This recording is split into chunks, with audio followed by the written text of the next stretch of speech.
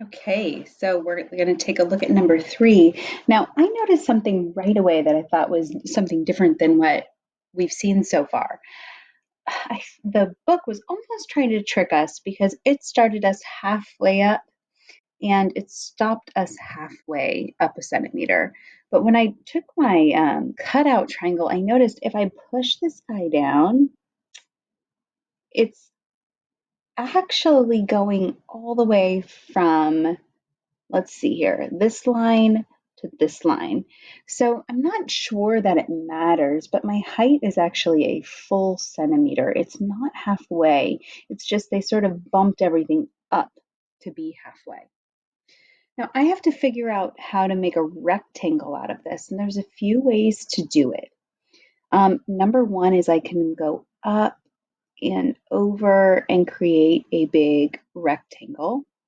Another way is because I actually have this guy cut out, I'm going to cut him down the middle here because I can take this triangle over here and flip it over to make a rectangle. Now, that's not the only way to solve, but I like doing that when I have these equilateral isosceles triangles. I can take one half and flip that sucker over. Okay, now I have this novelty of having the shapes actually cut out. So what I'm going to do is I'm going to move it down just a little bit. That way I don't have to worry about those half marks. It was kind of hurting my brain a little bit. So now I have a triangle that is 2.5 by 1, 2, 3. Very cool. Now I am going to move these out of the way. I'm not sure if this is actually the best way to show it to you, but there's my triangle that fits. So I moved this guy down and this guy here. I wonder if this is actually going to make it harder for you to see, but we'll try. So this will be the area of my triangle.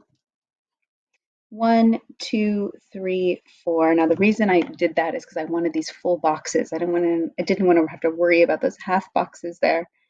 5, 6, 7, 8. We've got 2 halves here, which is 9, and 2 halves here, which is 10.